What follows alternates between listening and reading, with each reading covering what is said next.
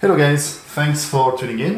In today's video I'm going to show you a few cards that I just received from BGS Grading.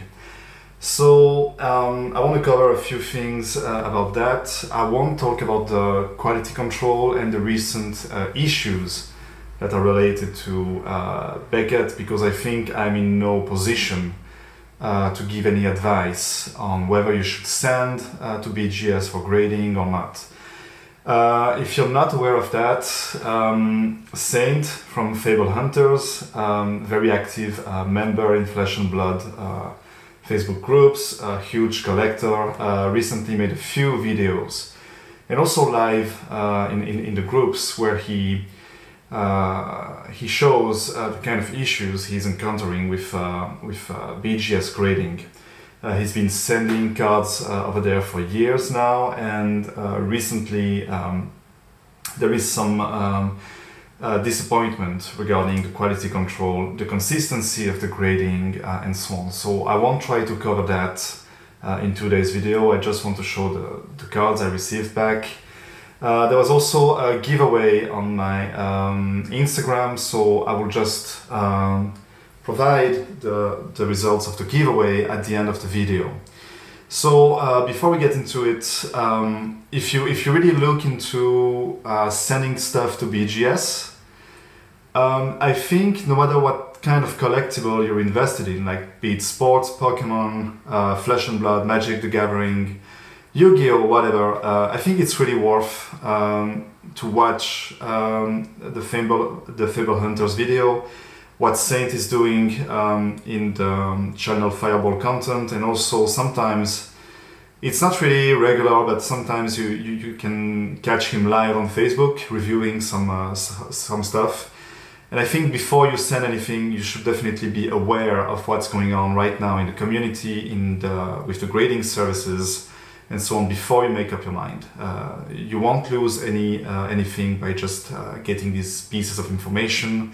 This additional knowledge that is really helpful if you really care about your collectibles and so on. So I sent 3 cards. The first card is a cold foil Eye of Ophidia. I've traded some high-end Magic the Gathering cards to get this one. This was traded, I think, back in April, and yeah, I'm really happy with the grade. This is a 9 quad plus. I'm happy with the grade, though I'm just a bit surprised of the centering, to be honest, because, well, I like all this kind of calculation thing and so on, and I picked a grid before sending to BGS, before actually trading the card, because I'm very, very picky. I seldom buy cards online. I try to avoid that. I like to see the things in person. And it seemed that it will fit in the 55-45 ratio, but apparently there's something I'm missing here. Maybe like a little tilted left-right, up-down, of course, but, well, it is what it is. The corners, well, there's nothing much to say. Corners, you should basically assume with Flesh and Blood that you'll get a 9. And the edges, also, I'm kind of surprised, because I honestly have no idea what's going on with the edges here. But, well, that's a cold foil Fable, tough to get. I think that the sealed product for Arcane Rising is way undervalued at the moment, but time will tell. Yeah, nothing to complain about this. The second one is the Heart of Fendel cold foil. So this is a 9.5 basic. Got hit on the corners. Nothing really special here as well. I think the centering grade is fair. The corners, though, so let me also say this. These cards were sent to Saint. We made a joint submission to BGS along with his cards. Also some cards of other collectors in Flesh and Blood.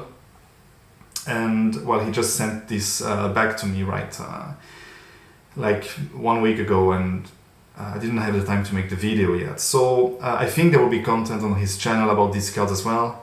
You will see them there, and you will have his like professional, if I may say, opinion about whether the grades were fair or not. To me, I'm really happy to have a 9.5. This is the most important piece in the collection I have, because, you know, finishing the WTR Alpha Master Set was kind of a hassle, and if that card has 9.5, basically the rest, except maybe for Tunic, Mask, and a few legendaries, gold foils, it doesn't really matter. I can have a 9. This is really what was important for me as a collector, to get a 9.5 here. Of course, would have been better to have a quad. I mean, maybe you double your money or whatsoever, but since I'm a collector, you know, these things are very unlikely to move out of my personal collection.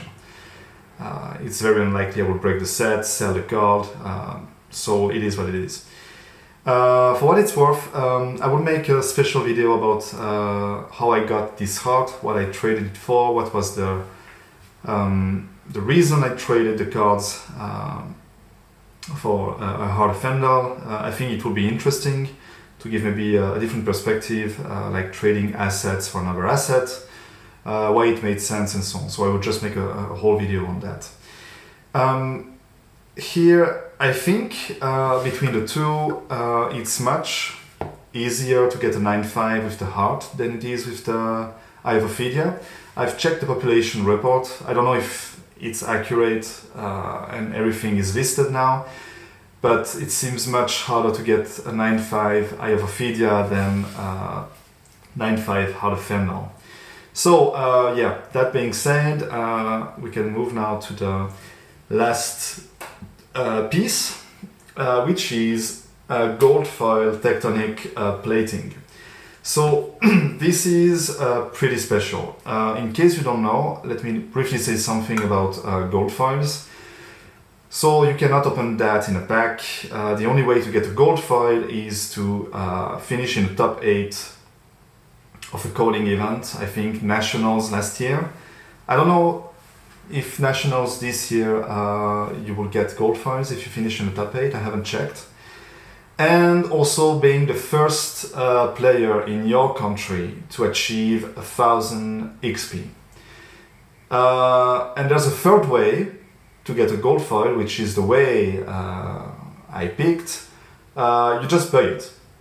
Because, well, I started too late in the game playing. I won't achieve 1000 XP where I am. Well, I will achieve it, but many people will get there before I do. And the Nationals, well, I'm qualified this year. Well, who knows? Maybe I will be able to finish in the top 8. I don't think so, but we will see. So it was easier for me to just buy this. So I got this from a gentleman in New Zealand, and it's one of the few cards I bought online. And it's a very high value, so it's kind of risky, but the person I bought it from is a very reputable seller, player as well. I knew I could trust him, and he sent me pictures, video. Why I picked the card is because it looks extremely clean. I've been tracking gold foils online for quite a while. What I can say is that they all have edges issues, especially on the left, because they're kept in a loose wrapper and they move in it, or maybe it's like some production thing as well, but usually the left edges here, they're, on the left edge, sorry, you've got a few hints, and this one has a few ones, but it's difficult to show on camera, so I won't try to show that. Also something here on top, there is like some kind of whitening on the edge, so that's why it got a 9, but a 9 edge for a gold foil is really good. It's really good, and I think well, as said, I'm not a professional, I don't have much experience in here, but I think the grade here is really fair. And another thing is that the centering on gold foils is also completely messed up. The gold foil tunic, for example, I think usually the standard is like 8.5, 9 at most. I haven't seen a 9.5, and the population report on the gold foil on BGS website is completely messed up. I mean, I know there's a mask out there, there's a grasp of the Arknight out there, a Brave Forge bracers graded, and you just can't even find them in the listings at all. So yeah, I mean, as said, I won't make a review of BGS here, but from what I can tell, starting collecting, the first disappointing thing is that I can't have a reliable checklist of which grades for which card have been made. Just try, if you want, with gold foils. You can write like this thing: tournament legal special use, promos. You can. So this one appears in the population, but the other ones, all the other legendaries from WTR, ARC, in gold foil, they don't appear, except for the tunic. And I know, as a matter of fact, that some of them have been graded, they just don't appear. So, you know, when you start collecting and you start to get serious about grading, and you go on BGS website and you want to see, well, if your copy is maybe the best one, or the worst one, or like average, or this kind of thing, it's something that matters, at least to me. And you don't even have a reliable source. This is kind of weird. This is a drawback for me. And in comparison, if you look at PSA, I mean, everything's there. You can even see the prices. When was the last time it was sold on eBay? I'm not sure about other platforms, but I mean, I don't like the PSA labels for Flesh and Blood. I think it fits well Pokemon, old school MTG, but Flesh and Blood not so much. So yeah, let me stop my rant here. The point being that this is a very clean gold foil. My take is that the original WTR and RC will cease to be in circulation or distributed in events very soon. I've been tracking this for a while now. All the last players who achieve 1000 XP, from the ones that I've been in touch with, they all got the Monarch gold foil. Not the WTR and RC, so that's the first flag. And I was thinking that the Monarch Legendaries gold would be distributed in the calling in USA, in Vegas, but it didn't happen. They also distributed the original WTR and ARC, so that was kind of surprising, not disappointing of course, but I think that since these were printed in August 2018, the idea here is that LSS, again this is pure speculation, they printed maybe like 1 or 2 sheets of each legendary and they just distribute them like randomly, and they kept some for USA because no one had a chance before Oceania, New Zealand, Australia to get these. So maybe that was that's what they did, and probably they will be removed from the prize pool soon if they introduce now the Tales of Aria stuff. Just to say, I don't think the Monarch Gold looked that great. Well, I haven't seen the Vestige of Sol yet, but I look really forward to the Tales of Aria ones. I mean, if they make the shield in gold, this is going to be one of the best pieces in gold foil you can have. Same with the Shock Charmers and so on. We'll see what happens. Okay, so I wanted that for my collection. I am trying to make like a very pimped version of a Bravo deck, having everything like alpha foil, gold foil and so on. So this was the main piece. I will see in the future what else I will get. I've got a few things in the mail coming that I will display soon. Right now I don't think I can tell anything more about gold foils. This is a very niche market. Few people are interested in. It's really for high-end collectors. It was kind of I had to sacrifice quite a bit of my collection to get this piece, but I don't regret it at all. But finishing a P12 of gold is just out of my reach, of my range. I don't even know if anyone has achieved that. I heard some rumors. In any case, congratulations. This is really amazing because these things are not in circulation at all. So, last thing about grading. I think when you have such pieces, Regardless of what you think about BGS and so on, of course be careful, you don't want BGS to destroy your cards, which is what happened to Saint with his submission. With Magic the Gathering, a huge Magic Legends set. All the cards were like scratched, they were like corner damage, edge damage, and things that didn't, that were not on the cards prior to the submission. So be careful, wait for his videos, don't rush, but I will strongly encourage you, if you have such pieces, to grade them, okay, and to keep them protected. It doesn't matter if I have only a 9 with the eye, okay, the card is really tough to get, it's a very beautiful collectible, and it's worth to have it graded. So if you trust more PSA, just go with PSA. If you have another favorite company, well, go for it. You won't maybe have a premium as you have with BGS, but things are kind of blur now, so yeah, it is what it is. Now we go to the giveaway.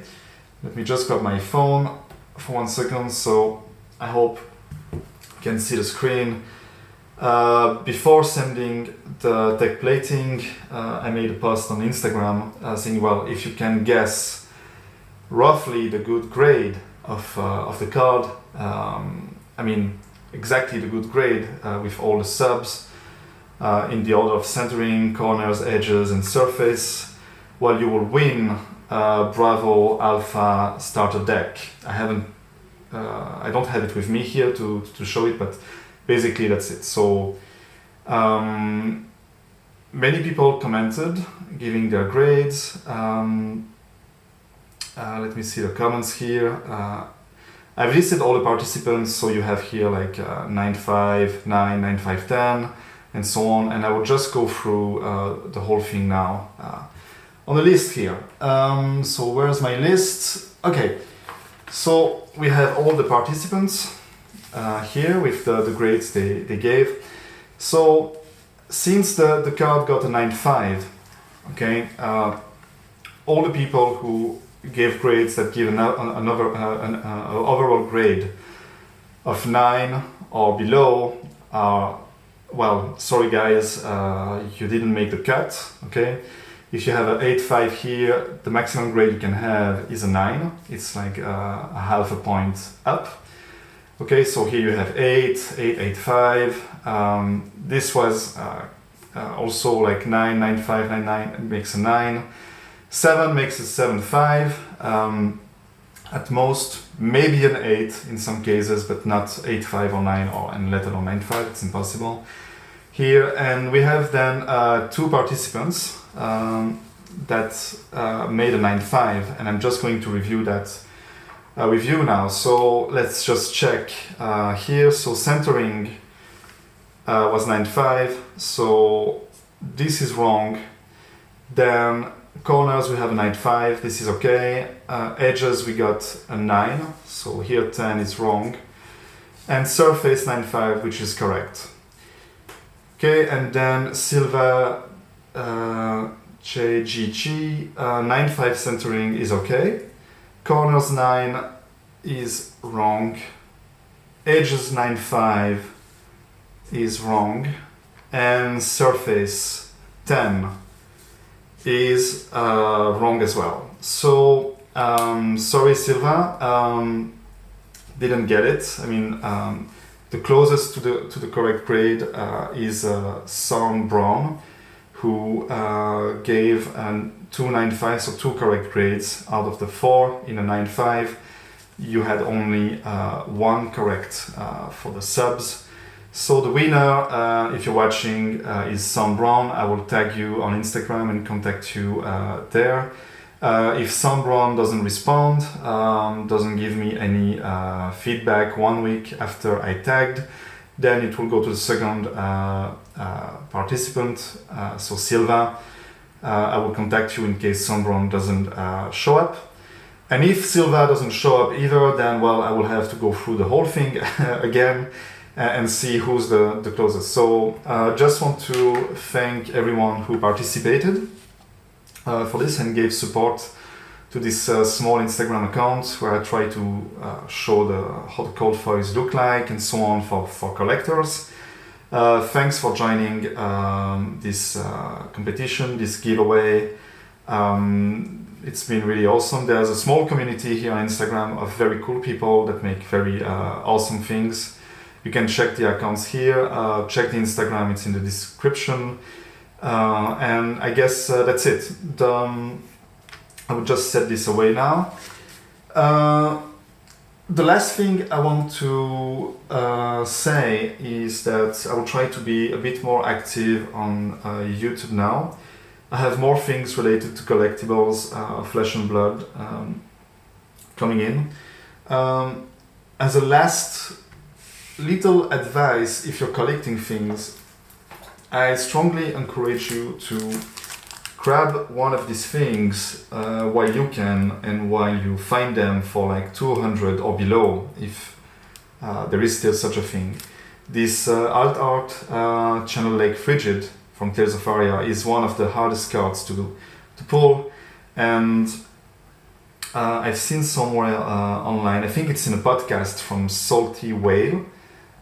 He posts these things on Facebook, in Facebook groups. I think the Marketplace thing, the Flesh and Blood fan page on Facebook, where he made an interesting observation, saying that, well, regarding the Fable, this card here, the Coarse Hem, whatever you pronounce that, however you pronounce that, you will have the unlimited version. Okay, you will have the rainbow foil, the cold foil, and so on. And this one, it's pure speculation, but it's very unlikely that you will find it in the unlimited version. So there's only one version of that card. It's in the first edition, probably. And yeah, technically there are few copies of the Lake Frigid than there are of the Coarse Hem, cold foil, and rainbow foil all together. So I think this is really a very nice piece. This is not just extended art, which was a bit silly in my opinion in Monarch. I didn't really collect that. I have nothing against it, but it's just not really appealing to me. I think the alternate art is really something. So that's all. Thanks for watching the video. For those of you who go to Dallas, I wish you an excellent calling event. Have a blast there and take care. See you hopefully very soon. Bye bye.